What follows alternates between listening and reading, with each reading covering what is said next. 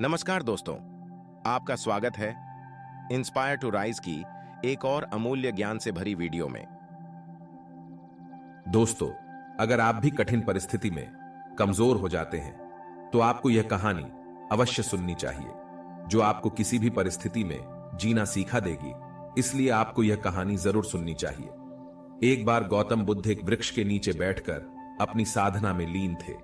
वह कई दिनों से इस साधना को कर रहे थे।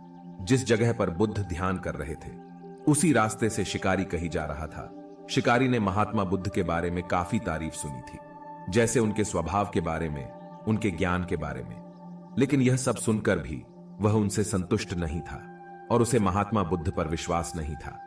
उसने जब महात्मा बुद्ध को साधना करते हुए देखा तो उसके मन में विचार आया कि क्यों न बुद्ध की परीक्षा ली जाए। इससे उनकी असलियत का पता लग ही जाएगा कि क्या सच में वह बहुत ज्ञानी है। शिकारी वहीं खड़े होकर सोचने लगा कि क्या किया जाए। तभी उसकी नजर एक पत्थर पर पड़ी तो उसके मन में तुरंत एक विचार आया और शिकारी ने पत्थर उठाकर साधना में लीन बुद्ध पर फेंक कर मारा। वह पत्थर बहुत जोर से बुद्ध को लगा था, लेकिन उन्होंने कोई प्रतिक्रिया नहीं दी। वह चुपचाप अपनी साधना में लीन ही थे। बुद्ध का मानना था कि शरीर को तकलीफ होती है, आत्मा को कभी नहीं। दोस्तों, उसी तरह शिकारी द्वारा फेंके गए पत्थर से उनके शरीर को तकलीफ हुई है, न कि आत्मा को, और बिना किसी प्रक्रिया के साधना में लगे रहे। शिकारी कुछ समय तक बुद्ध की तरफ देखता रहा और सोचता रहा कि अब महात्मा बुद्ध कुछ तो प्रतिक्रिया करेंगे। लेकिन महात्मा बुद्ध अपनी साधना में लीन थे, उन्होंने कोई प्रतिक्रिया नहीं की। कुछ देर बाद फिर शिकारी ने पत्थर से बुद्ध को मारा। पत्थर अब की बार महात्मा बुद्ध की आंखों के ऊपर लगा और उस जगह से बहुत तेज रक्त बहने लगा। महात्मा बुद्ध को महसूस हो गया था कि उनके शरीर से रक्त बह रहा है, लेकिन वह तब भी अपने ध्यान से नहीं उठे। यह देखकर वह शिकारी और क्रोधित हो गया। उसे समझ नहीं आ रहा था कि इतनी चोट के बाद भी वह कोई प्रतिक्रिया क्यों नहीं दे रहे हैं। तब उसने और गुस्से में उन्हें एक और पत्थर फेंक कर मारा। अब की बार बुद्ध के शरीर से बहुत ही ज्यादा रक्त बहने लगा था।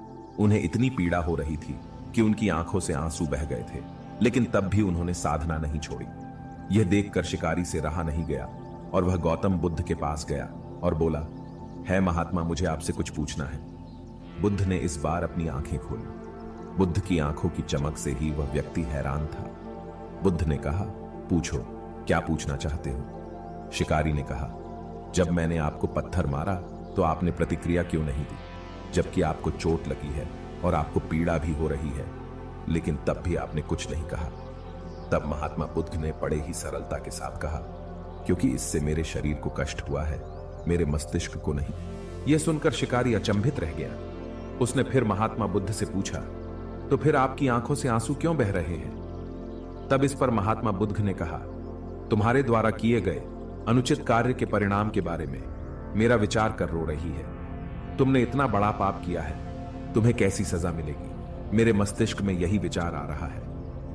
बुद्ध की बातों को सुनकर शिकारी एकदम हैरान हो गया और वह महात्मा बुद्ध के चरणों में गिर गया। शिकारी ने महात्मा बुद्ध से माफी मांगते हुए कहा कि महात्मा, मुझे क्षमा करें। मुझे आप पर विश्वास नहीं था। मुझे लगता था कि आपकी हर चीज झूठी है, लोग बेकार में ही तारीफ करते हैं। लेकिन मुझे आज यह यकीन हो गया कि आपका ज्ञान सत्य है। मुझे क्षमा करें और मुझे अपने पास शरण दें। गौतम बुद्ध बहुत ही दयालु थे। उन्होंने शिकारी से कुछ नहीं कहा और उसे क्षमा कर दिया। बुद्ध ने उसे अपना आशीर्वाद दे दिया। वह शिकारी महात्मा बुद्ध का आशीर्वाद पाकर एक महान व्यक्ति और साधक के रूप में अपना जीवन व्यतीत करने लगा। मॉरल ऑफ द स्टोरी, दोस्तों, इस कहानी से हमने यह सीखा कि हमें भी अपने शरीर और आत्मा दोनों को मजबूत करना होगा। चाहे कितनी भी पीड़ा हो, हमें उसे बर्दाश्त करना है।